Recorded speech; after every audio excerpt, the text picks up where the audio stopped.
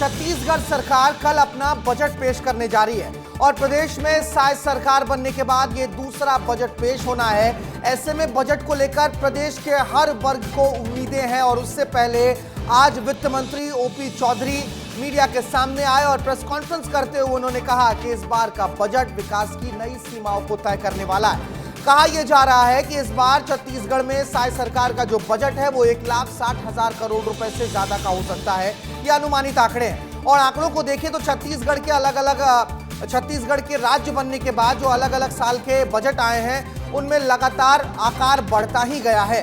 हालांकि इसको लेकर प्रदेश में अभी से ही सियासी बयानबाजियां भी शुरू हो गई हैं। दीपक बैज ने बजट पेश होने से पहले ही इस बजट को बेकार बता दिया और जब वित्त मंत्री ओपी चौधरी आए उनसे जब सवाल पूछा गया उन्होंने कहा कि यह विपक्ष की नकारात्मकता को दिखाता है। हम आपको बयान सुनाते हैं। देखिए, इस सरकार के पास न कोई नीति है, न कोई नीति है, न कोई विजन है। 1.5 साल में 1 रुपए गांव के विकास के लिए इस सरकार ने पैसा नहीं दिया। साथ ही जो हमारे पिछले साल की कार्यकाल की जो काम है वही काम अभी भी रनिंग में चल रहा है। कोई नया काम इस सरकार में नहीं है। इस सरकार में पूरी अर्थव्यवस्था चौपट हो चुकी है। इसलिए मुझे लगता है कि कल की जो आने वाला बजट है छत्तीसगढ़ के हित के लिए नहीं बल्कि छत्तीसगढ़ के विनाश के लिए होगा। कल का जो बजट होगा, हमारी सरकार का जो दूसरा बजट होगा, वो छत्तीसगढ़ को एक नई ऊंचाई पर पहुंचाने के लिए पूर्ण रूपेण समर्पित बजट होगा। जब हमारा छत्तीसगढ़ राज्य का गठन हुआ था 2000 में, तब लगभग 5,000 करोड़ के आसपास का बजट प्रस्तुत हुआ था और इन 25 सालों में हमारे छत्तीसगढ़ ने काफ़ी प्रगति की है और बजट का साइज लगातार बढ़ता हुआ नज़र आया है। इस बार का बजट पिछले साल के बजट की तुलना में भी निश्चित रूप से बड़ा होगा। वित्त मंत्री ओपी चौधरी ने भी कहा है कि पिछले साल की तुलना में इस साल का जो बजट है वो बड़ा होगा, यानी कि बजट का आकार तो बड़ा है लेकिन उससे पहले जो बयानबाजियां हो रही हैं उसी ने सवाल खड़ा कर दिया जो हमने लिखा कि बजट बड़ा या सियासत। हमारे सहयोगी खोमन साहू हमारे साथ जुड़ गए हैं सीधे राजधानी रायपुर से। खोमन, देखिए, बजट अगर कोई सरकार लेकर आती है तो विपक्ष अमूमन हमलावर ही रहता है, बहुत तय बात है, लेकिन अभी तो बजट पेश भी नहीं हुआ है। अभी तो पत्ते खोले ही नहीं है सरकार ने अपने और उससे पहले ही दीपक बैज ने कहा है कि बजट बेकार होने वाला है।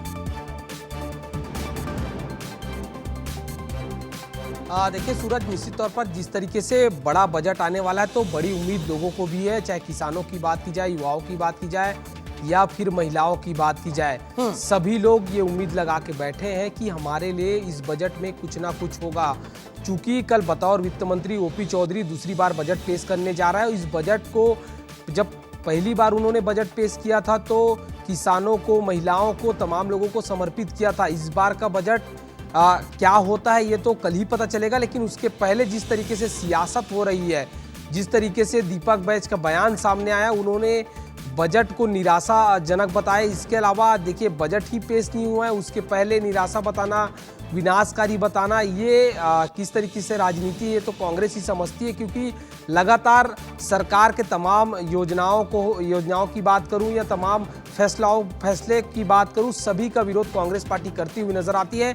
लेकिन दूसरी बार जो बजट पेश करने जा रहे हैं वित्त मंत्री ओपी चौधरी, इससे लोगों की उम्मीद बड़ी है और इस बार देखिए हम लगातार ग्राफिक्स के जरिए वो दिखा भी रहे हैं कि कौन कौन से अलग अलग सेक्टर्स हैं जिसमें कि थोड़ा बजट इस बार बढ़ सकता है। महतारी वंदन योजना बहुत बड़ी योजना है शायद सरकार की, शायद उसमें जो पैसे हैं वो बढ़ाए जा सकते हैं इस बार के बजट में। आप बने रहेगा हमारे साथ खोमन। इस बीच हम जरा अपने दर्शकों को सुना देते हैं कि बजट को लेकर जो आम लोग हैं उनमें क्या धारणाएं हैं, वो क्या कुछ उम्मीद लगाकर बैठे इस बात से बजट।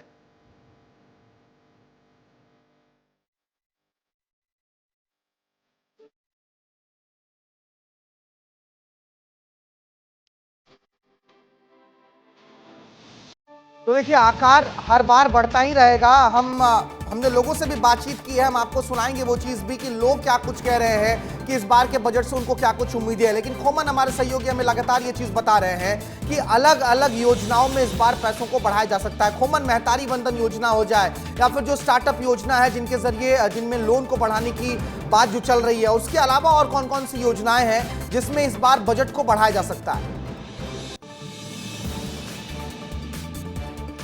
देखिए इस बार सबसे बड़ा यही होने वाला है, जो उम्मीद जो महिलाएं लगाई है इस बार बजट में कि स्किल डेवलपमेंट का जो काम है वो सरकार जो है उस पर प्रावधान ला सकती है, क्योंकि महिला सशक्तिकरण की ओर से जिस तरीके से महतारी वंदन योजना के तहत 1,000 राशि महिलाओं के खाते में दिया जा रहा है, तो इस बार सरकार चाहती है कि महिलाओं को आत्मनिर्भर कैसे बनाया जाए, कैसे उनको जो है अलग अलग रोजगार से जोड़ा जाए। दूसरी ओर युवाओं में कैसे स्किल डेवलपमेंट लाया जाए, उनको कैसे रोजगार से जोड़ा जाए, क्योंकि बहुत सारे ऐसे युवा हैं जो सरकारी नौकरी के लिए लगातार तैयारी कर रहे हैं, लेकिन बहुत सारे ऐसे युवा हैं जो बेरोजगार हैं, उनके में कैसे ये हुनर पैदा किया जाए ताकि उनको रोजगार से जोड़ा जाए, ग्रामीण अर्थव्यवस्था को कैसे मजबूत किया जाए, कैसे जो किसान है उसको हाईटेक किया जाए, क्योंकि लगातार देख रहे हैं कि जलवायु परिवर्तन हो रहा है। ऐसे में अलग अलग तरीके से खेती कैसे किसानों को सिखाया जाए, उस तरीके से बजट इस बार आने वाला है। क्योंकि लगातार